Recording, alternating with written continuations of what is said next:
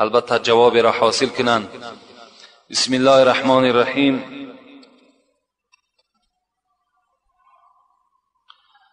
السلام علیکم داملای عزیز، یک سوال دارم. دست زن حلالی خود را در کوچه داشته راه گردی گناه است؟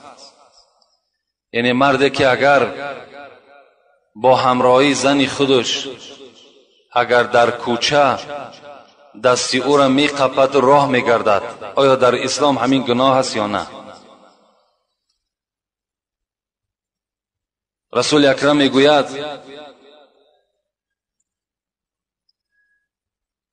الحیاء کله خیر.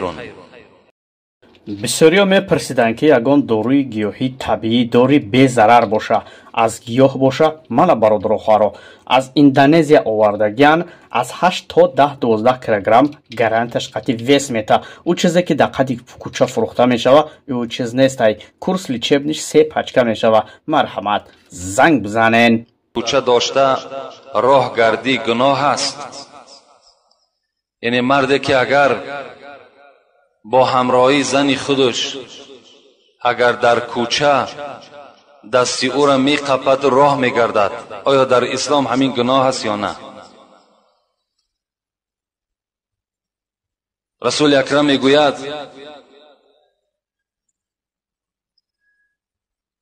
الحیاء کله خیر.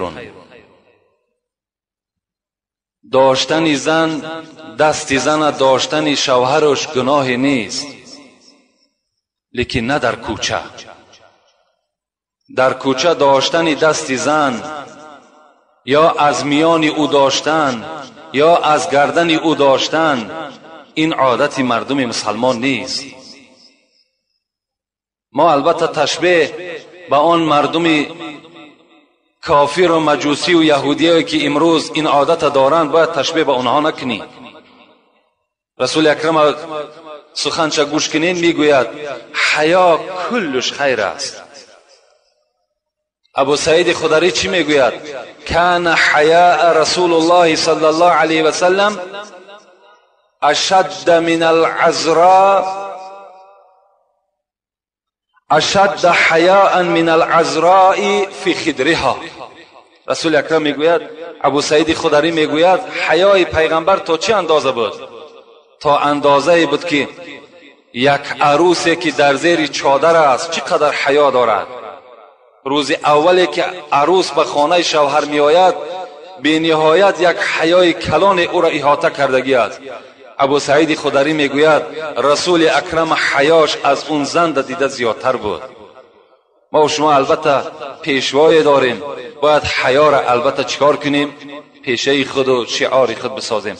اگر چیزانی ما و شما است در پهلوی ما و شما رفتن در یگان گناه نیست، شر نیست دست در گردن او، دست در دست او حواله کنیم ما و شما. خدا رحمت مغفرت کند. حضرت عمر رضی الله تعالی عنه دوره های خلافتش میگه وقتی در کوچه اگر زن با شوهر در پهلو یکدیگر میدید با دره میزد، میگو شما پهلو در پهلو ننشینین، زیرا این یک کسلی هست که در دیگر انسان ها تاثیر میکند. شما اگر زنی تو هست یا این شوهری تو هست در خانه در آمده در پهلو یکدیگر نشینید، در کوچه نه. امروز نشستن زن با مرد در کوچه ها چی یک تأثیری بدی رسانید که امروز نه اینکه یک دست در دست او، بلکه امروز جوانهایی که در نکاح حلال خود اون زنها نیست یکدیگر را آغوش میکنند، یکدیگر را مثال گردن او را در پیش بر خود میگذارد که در کوچه ها ما و شما آشکارا میبینیم. وای بر حال اونها. چی میشود در نزد خدا چی جواب میگفته باشد؟ قسم به خدا اگر در همون زمان جان او را خدا بگیرد ایمان در وجود او نیست. از این مسئله البته ما و شما دور باشیم. السلام علیکم داملای محترم، من یک خواهر مسلمان شما هستم. یک سوال دارم.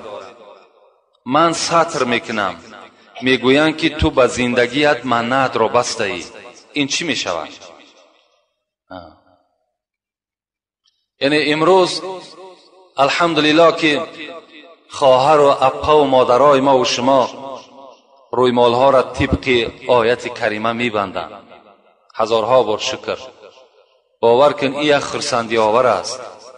این یک باعث شکر هست که امروز زن ما و شما، خواهر ما و شما، اپی ما و شما رویمالش به گفت این زنی که به زندگی خود منش بسته است همچنان میبندد. این افتخار است.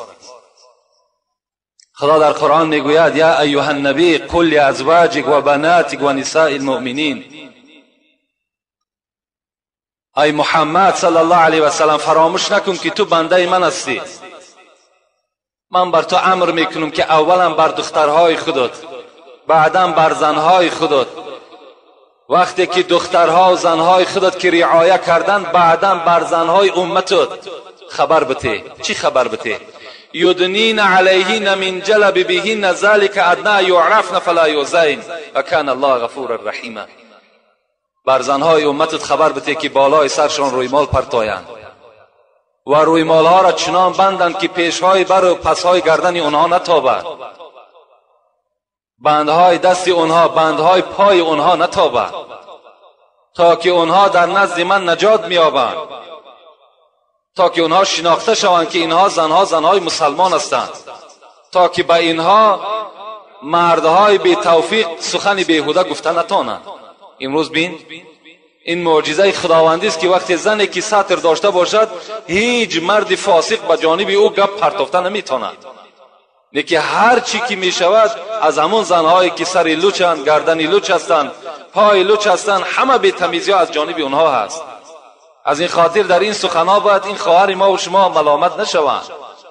اولین زنی که در اسلام قتل شد از پشت اسلام این مادر عماره بود، زن یاسیر. این مادر ما و شما امیه بود. برای اسلام ابو جهل به قتل رسانی داشت. وقتی گفتش از اسلام بگرد، از اسلام نگشت. چکار کرد؟ رسول اکرم به پیشش میگذشت، قوتی نداشت. میگفت مادر، میگفت صبر کن، ان الله مع الصابرین، خدا همراه صابران است، صبر کن، خدا تو را مکافات جزیل میده. این مادر صبر کرد.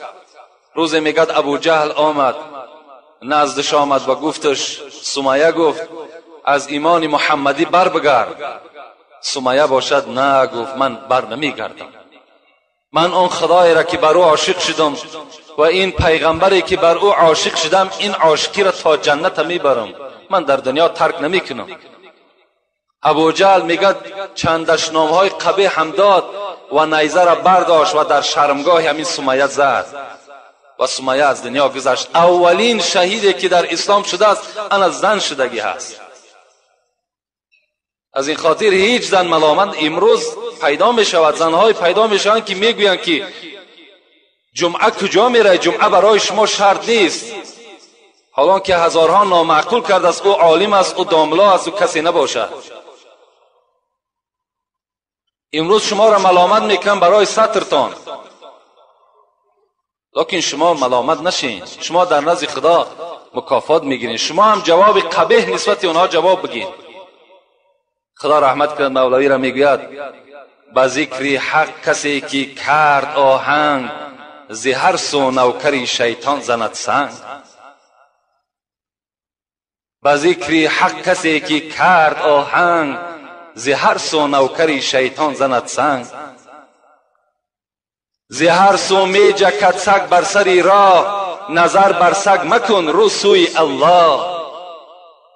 هزاران کاروان رفتند دو دو، هنوز این کلب ها دارند او او. خدا رحمت کند مولوی را. این کلب ها گفته سگا را میگن. همون زنهایی که شما را ملامت میکنن، همون مردهایی که شما را ملامت میکنن، به خدا قسم از سگ دم پستر هستند. سگ هم در نزد خدا قدر دارد، اون از سگ دیده پستر است. شما به ملامتی و ملامت هم نشین، غمگین هم نشین. این راهی که شما گرفتین راهی راست است، راهی درست است، راهی جنت است.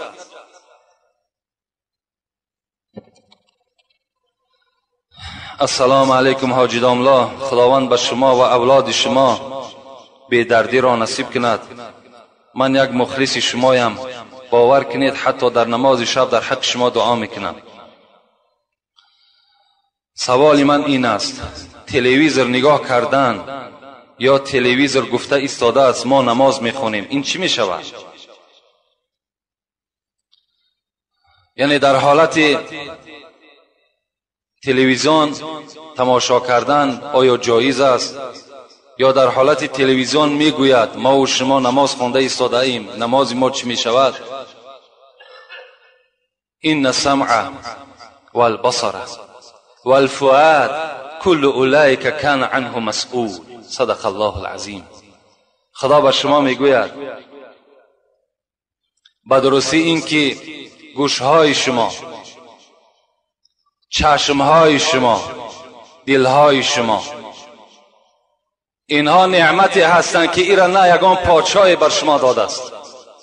اینها یک نعمتی هستند که هیچ طبیب برای شما راست نکرده است، بلکه این نعمت من بر شما دادم و از شما این نعمت‌هایی که دادم، این نعمت‌ها سوال کرده می‌شوند که در کدام راه تو این استفاده کردی. تلویزیون اگر ما اخبار نگاه کنیم باکی ندارد. اگر از تلویزیون ما و شما اگر یگان پند موعظه باشد نگاه کنیم باکی ندارد. یا امروز کسیته هایی که از امر معروفا ثبت شده ایستاده است برده در تلویزیون تماشا کنیم باکی ندارد. لکن پناه به سوی خدا از آن رقص بازی که شما نگاه میکنید، پناه به سوی خدا از آن صورتهای پورنوگرافی که در تلویزیون ما و شما، زنهای لوچ، مردهای لوچ یک جا هستند، ما و شما به سوی او نگاه میکنیم. رسول اکرم میگوید العینان تزنیان و زناهما النظر. چشمها هم زنا میکنن و زنای چشم چی است؟ نظر کردن به سوی حرام کرده های خدا. شما وقتی که اگر بر تلویزیونی که نگاه میکنید در او رقص بازی است، یا در او مثال بگیم بدنهای لوچ است، یا دیگر معرکه های فاسده که خدا بر اونها حرام کرده است، این چشمها را به سوی او روان میکنید. به خدا قسم حدیث پیغمبری خدا است در چشمهای شما و گوشهای شما سرب دوزخ ریخته میشود. شما این احتیاط کنید، هیچگاه نظر بر این نکنید. این هم یک داعی همون یهودیا هست که امروز ما و شما را تبلیغ با سوی همون حرام ها میکنند. از دجال دیده همین تلویزیون امروز بدتر است. خیلی با احتیاط باشید.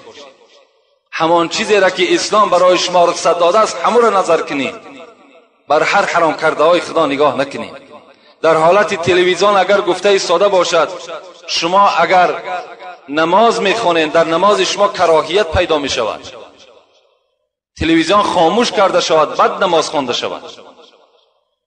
زبان آمده از بحر شکر و سپاس، به غیبت نگرداندش حق شناس. گذرگاه قرآن و پند است و گوش، و بهتان و باطل شنیدن نکوش. دو چشم از پی صنع باری نکوست، ز عیبی برادر فرو گیر نکوست. خدا رحمت کند سعید به ما و شما حضرت شیخ سعدی را که بر ما و شما خبر میدهد. چی میگوید؟ این زبانی که خدا در کام شما جا کرد این برای ذکر و سپاس او ذات است. این گوشهایی که برای شما داده است که امروز در اکثر ماشین های ما و شما صدای نغمه های ناجایز است که ما با این گوش ها گوش میکنیم، شیخ سعدی میگوید که این برای شما جایز نیست. نه یک شیخ سعدی بلکه خدای شما، پیغمبر شما را منع میکند از گوش کردن این. و این چشم هایی که خدا بر شما داده است اینا برای چی است؟ برای این بزرگی خدا را مشاهده کردن است. شما آسمان را نگاه کنید بی ستون، این ذاتی که خالق همه ما و شما است چگونه نگاه دارد. زیر دریا را نگاه کنید، اینا را شما مشاهده کنید. این چشم برای این است.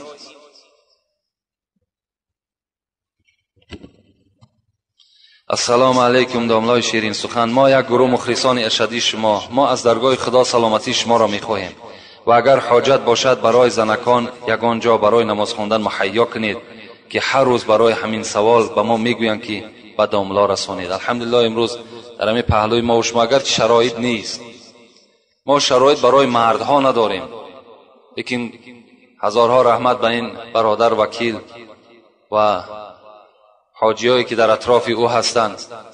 امروز یک جای را همون پهلوی ما شدن مهیا کردند که یک چند نفری الحال نماز خوانده ایستادند.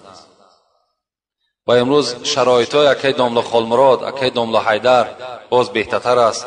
مرحمت اگر نماز میخواندگی باشند اعلان کردن رسمی است، رفته در اونجا هم نماز خواندن بگیرن.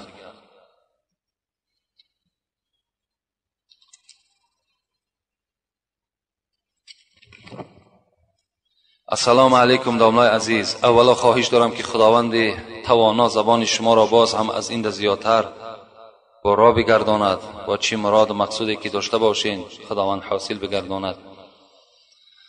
یک سوالی دارم. در مسجد ما یک نماز ملایمون نبود، مرا مجبور کردن که تو نمازت را خوانده دی. من نمازشان خواندم و قوم به عذر خندیدند. آیا گناههای همونها در گردن من هستند یا نه؟ در آخر داملای عزیز خواهش دارم که دعا کنید که من خداوند گناه مرا ببخشد. یعنی اگر وقت کدامی از شما امام میشوین قوم میخندد نمیخندد، این بر ضرر امام نیست. قوم اگر چی نغمه‌ای که از پس امام کردن میگیرد، در نزد خداوند جوابگر قوم است نه امام است. پیغمبر خدا بر شما میگوید اعبد الله کأنک تراه فإن لم تکن تراه فإنه یراک.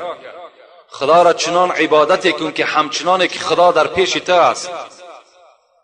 فإن لم تکن تراه فإنه یراک.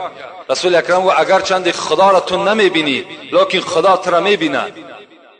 و آن خنده و آن نغمه هایی که از پس امام کدام قومی که میکند او را البته خدا نظارت کردیسه و در نزد خداوند البته گناهکار میشود. این با ملا امام هیچ تأثیری ندارد.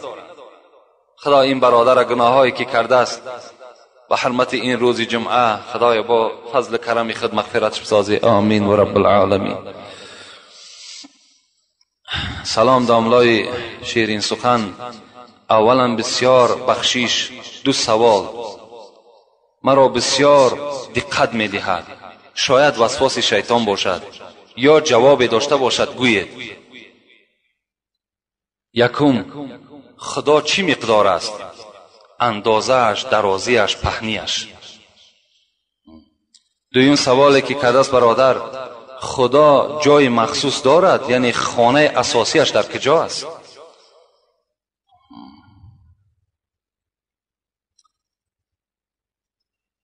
یعنی برادر سوال کردن که همین اندازه خدا چند قدر است؟ خدا چی مقدار است؟ پهنیش، درازیش، کلانیش. و دویم سوالی که کردن آیا خداوند خانه مخصوص دارد یا نه؟ یعنی این دو سوال میگد مرا خیلی دقت میداد و حتی شاید که وسواس.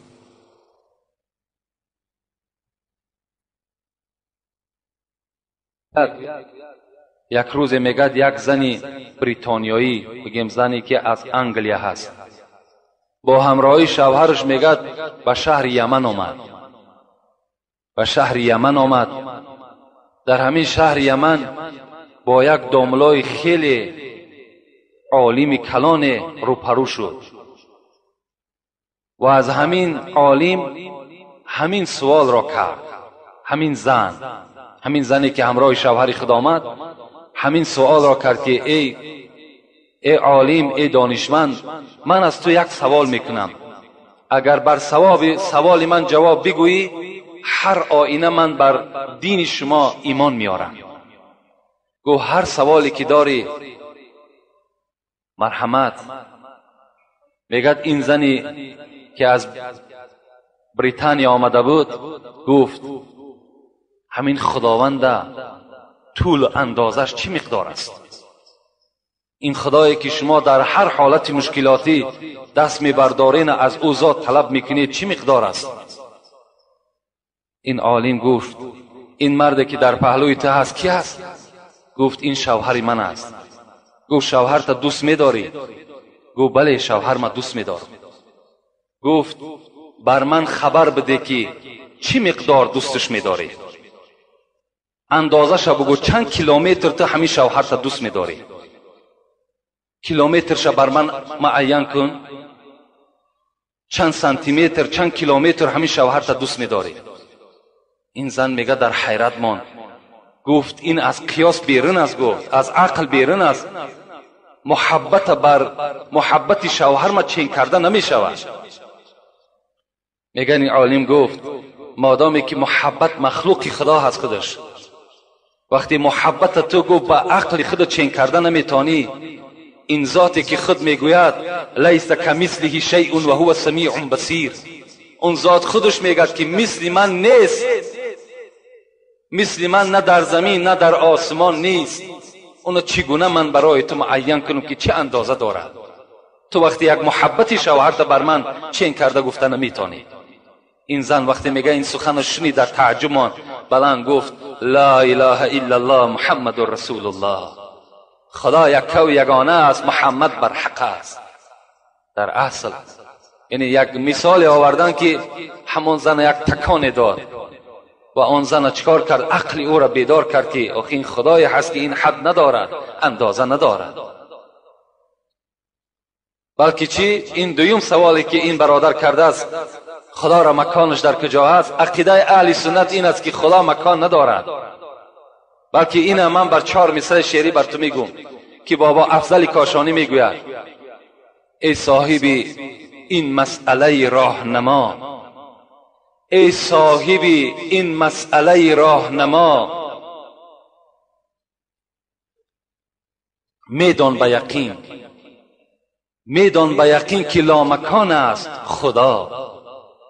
خواهی که تو را کشف شود این معنا. اول چی گفت حضرت؟ گفت خدا لامکان است، یعنی مکان ندارد. اگر بخواهی این که تو برای تو اثبات کنم که خدا لامکان است، خواهی که تو را کشف شود این معنا، جان در بدنت ببین کجا دارد جان. در همین بدن خود جان نگاه کن که در کجاست جان. تو جان مکانش نمیدانی. از این خاطر مادام جان که مکان ندارد، خدای تو هم مکان ندارد. در همه جا خدای تو موجود است. در بعض حدیث ها می آید که رسول الله را گفتن خدا در کجاست؟ رسول الله حواله کردن در دل بنده مؤمن است. در دل همه ما و شما مکان خدا هست. از این خاطر رسول الله چی گفتن؟ من حدم قلب المؤمن فقد حدم بیت الله. کسی که اگر دل یک بنده مؤمن آزار میدهد، همچنان است که خانه خدا را ویران کردگی است. از این خاطر خانه خدا در کجاست؟ در دل همه ما و شما است. السلام علیکم داملای عزیز، میبخشید یک جمعه در باره همسایه با همسایه چه حق دارد، همسایه بالای همسایه چه فضیلت دارد، ببخشید داملا خبر میداده. همسایه بالای همسایه، حدیث پیغمبر خدا که ما زال جبرائیل یوسینی بالجار حتی ظننت انه سیورثوه. این حدیث پیغمبر خدا هست که هرگاهی که جبرائیل نزد من می آمد، بر من چنان در حق همسایه گپ میزد که صحبت میکرد که گمان میبردم این که وقتی که اگر همسایه از دنیا بگذرد، همسایه هم حق بر است. یعنی اینقدر تأکید زیادی هست که حتی همسایه هم میراث بر است. گفته در گمان من میگذر. از چی؟ از تأکید بسیار جبرائیل که با همسایه رفتاری نیکو کن. البته امروز شاید که همسایه داریا در بسیاری جا رعایت نشود، لکن حدیث دوام پیغمبر خدا را من بر شما نویساندم. چی میگوید؟ میگوید حضرت ابو هریره گفته است رسول اکرم میگوید لا یؤمنو لا یؤمنو لا یؤمنو. پیغمبر میگوید 3 بار گفتن ایمان ندارد، ایمان ندارد، ایمان ندارد. ابو هریره میگوید گفتم رسول اکرم کی هست که ایمان ندارد؟ رسول الله چی گفتن؟ الذی لا یأمن جاره بوائقه. کسی که اگر همسایه او از او ایمن نباشد، ایمان ندارد او کس.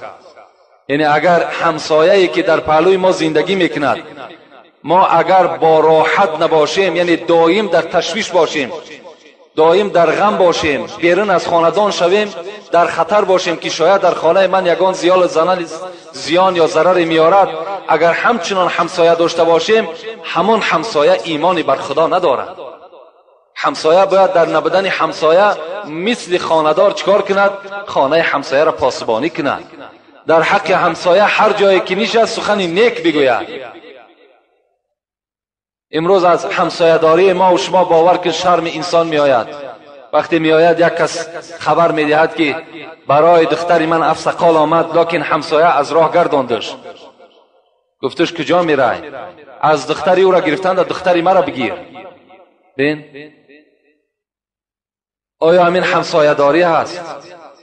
برای یک پارچه زمین با یکدیگر سالها قهری میستیم. همه این در نتیجه چی هست؟ در نتیجه همسایه داری هایی که ما و شما از خدا و از قرآن و از حدیث که دور هستیم، از این خاطر نمیدانیم حق همسایه چگونه است. ابوذر میگوید رسول اکرم چی گفتند؟ اذا طبخت مرقه فاکثر ماءها و تعاهد جیرانک. میگه ابوذر به سوی من میگه پیغمبر گفت ای ابوذر، وقتی که در خاندان در دیگ شوربا را پرتافتی، فراموش نکن آبش را زیاد کن و از حال همسایه هم با خبر باش. آب شوربا را زیادتر کن تا که از همان شوربایی که خود استفاده میکنی همسایه را هم فراموش نکن. این نصیحت پیغمبر ما و شما هست.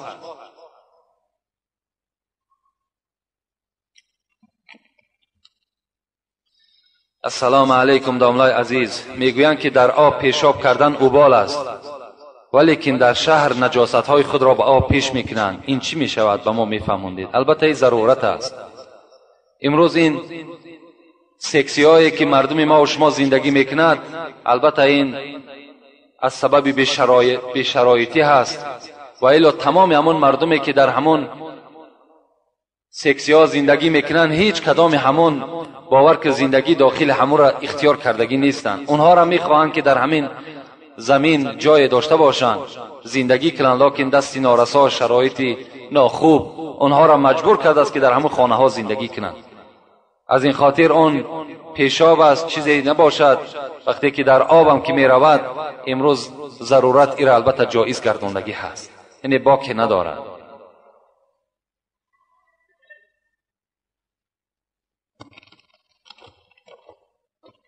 السلام علیکم حضرت حاجی میرزا مراد. از شما خواهش می نمایم که این درخواست مرا اجرا نمایید. من در یکی از نمازهای جمعه از زبان شما یک غزل مولوی جنونی را شنیده بودم و تنها 2 مصرع اولی آن در خاطرم هست که چنین است: تو طمع داری که با چندین گناه داخل جنت شوی ای روسیا. این غزل بر من خیلی پسند آمد و باز می خواهم این غزل را برای ما قرائت و تحلیل کرده دهید. با احترام مخلص شما. این از مولوی جنون نیست، این از مولوی رومی هست. میگوید جد تو آدم بهشتش جای بود. یعنی حواله به سوی بابای ما و شما، پدر ما و شما حضرت آدم میگوید جد تو آدم بهشتش جای بود، قدسیان کردن بهر او سجود. وقتی که بابای ترا میگد مولوی رومی داخل جنت کردن، تمام فرشته ها چیکار کردن؟ تا تمام فرشته ها سجده این حضرت آدم میکردن، در پیش پای این سجده میکردن. یک گناه ناکرده گفتندش تمام، مذنب برو بیرون خرام. وقتی این بابای ما و شما، این پدر ما و شما حضرت آدم، وقتی که یک گندمی را که خدا گفت بر اون نزدیک نشو نزدیک شد استفاده کرد، یعنی یک گندم وقتی که خورد، فرشته ها چی گفتند؟ گفتند ای آدم، گفتند ای فرزند آدم، جنت جای خطاکار نیست، جنت جای گناهگار نیست، مذنب برو بیرون خرام. تو مادامی که گناهگار شدی، این داخل جای ثوابکارها هست، بیرون شو از جنت. و خدا او را به سبب این یک گناه چیکار کرد؟ از جنت بیرونش کرد. در آخر حضرت مولوی رومی بر همون انسانهایی که گناهگار هستند، یک عمر بی نماز و بی توفیق هستند، لکن چی میگن؟ میگن همین دل انسان مسلمان باشد، ما را دلمان تازه است. برای همین دل تازه ها چی میگن؟ تو طمع داری که با چندین گناه داخل جنت شوی ای روسیا. تو هزارها گناه میکنی، امروز هزارها غلط میکنی، هزارها خطا را البته تو صادر میکنی، باز بزم این میخواهی که جای آدمایی که ثوابکار هستند، جای آدمایی که در دنیا زحمت کشیدن، مهنت کردن، جای اونها را تو صاحب شوی. نه، صاحب نمیشه. جنت جای خطاکار نیست. برای جنت داخل شدن مهنت دنیایی لازم است. الدنیا مزرع الاخره، پیغمبر گفت این دنیایی که شما زندگی دارین این به منزله زمینی هست که در اینجا تخم پرتایین، تخم نیکی پرتایین تا که حاصل شد در جنت بردارین. کاری سوا ماندگی باز امروز خواهر پای ما و شما را بین ملامت میکنند که تو سطر داری یا تو نماز جمعه میرای. یک زن 50 ساله به توفیق دیگر از زمین دهم کریان است، میگوید وقتی زن اگر نماز کی یا مسجد کی رفت دنیا ویران میشود. اون نمیداند که خود ویران است، نمیداند که خود بیچاره دوزخی هست. از آمدن زن بر مسجد چی میشود؟ نورانی میشود، آباد میشود. صدها سال شد این زنهای ما و شما بیچاره نشنیدن، سخن خدا را نشنیدن. از این خاطر مردها امروز هیچ قدری ندارن. مادرای ما و شما آمده نشینند، صحبتها را گوش کنند. شوهر چی قدر دارد، خسر چی قدر دارد، خوشتامن چی قدر دارد، زندگی باید چگونه باشد، عائله داری چگونه باشد، تربیه فرزند چگونه باشد. اینا را می آموزند. آیا همین غلط است؟ آیا از حساب آمدن زن چی جای جنایت است؟ هزارها نامعقول کرده است. همون عالم شم، همون عالمی که اگر همون باره مختصر میگد میلش، لیکن امروز جمعیت نظر کن، امروز شرایط نظر کنید. خواهر ما و شما همه جا می رود، مادر ما و شما همه جا می رود. تمام جایی که ناجایز است می رود. مسجد چی جای ناجایزی دارد؟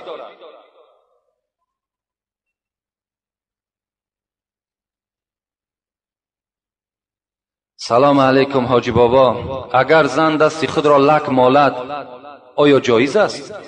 حتی در دست یک جوان بچه دیدم که ناخونش را دراز کرده است و او را لک کرده است. این چی معنا دارد؟ خواهش میکنم از شما. اگر در دست زنی که لک میمالند، همین لک های سرخی که هست، در مسئله از درالمختار میگوید که از جنابت پاک نمیشود. زنی که اگر در دستش لک میمالد، لک همین خیلی قابلیتی دارد که آب بر خودش ره نمیتد. مادامی که آب که به خودش ره نداد، کل بدنش شستن در غسل جنابت فرض است. وقتی که اگر ناخونهایی که لک دارد، وقتی اونها که اگر آب نرسید، اون زن از غسل جنابت پاک نمی شود. از این خاطر در کدام دستی خواهر و اپا و زنی از شما اگر باشد، این البته شما رخصت نتین اونها را تازه کنند. و اون جوانی که البته امروز ناخونی خچه دراز میکند یا لک میکند، این شرمندگی است. اخوات جوان، مرد هستی، مرد، نام تو مرد است. تو را خداوند مرد خواندگی هست در قرآن و تو در دنیا هم دعوای مردی داری. نخواه ناخونی دراز یا لک در دست دمالی. امروز جوانای ما و شما شرم ناکرده در گردنها زیره میبندند. امروز شرم ناکرده چله ها در دست میبندند، حالا که این چی است؟ یا زینت زن هستن، آخه برای مرد نیست اینا. رسول اکرم برای همین جوانهایی که زیره دارند، لک میکنند، ناخون میکنند، چله میبندند، رسول اکرم حدیث مبارکش است که مسلم روایتش میکند: رأى رسول الله صلی الله علیه و سلم خاتما من ذهب فی ید رجل فنزعه فترحه رسول الله صلی الله علیه و سلم. رسول اکرم میگه روزی با یک جوان سلام کرد، بناگاه دستش در چله همون جوان زد. در حال میگه چهره پیغمبر خدا متغیر شد، تغییر یافت و از دست همون جوان میگه چله را کشیدن، فنزعه فترحه، پرتافتنش. وقتی که رسول اکرم از پیش اون جوان رفت، جوانهایی که در اطراف این جوان جمع شده بودن گفتند: خذ انتفع. رسول اکرم رفت گفت: گیر از زمین بردارش، در جان خودت استفادهش کن. این جوان چی گفت؟ والله لا آخذوه ما طرح رسول الله صلی الله علیه و سلم. قسم بر آن ذاتی که جان من در دست اوست، این جوان گفت آن چیزی را که پیغمبر خدا از دست من دور کرده است من اون را دیگر باره نمیگیرم. ما نمیگیم که او را پرتاش، بلکه برده در خانه بگذارش. در یک روز وزنینی وقتی برای تو سوم لازم می شود، سومش کن، در جان تو، در فرزند، در خاندانت استفادهش کن، لکن برای دستی تو حرام است. رسول اکرم گفت آیا شما میخواهید که پارچه علاوه دوزخ در دست خود بگردانید؟ اشاره به سوی چله طلا کرد.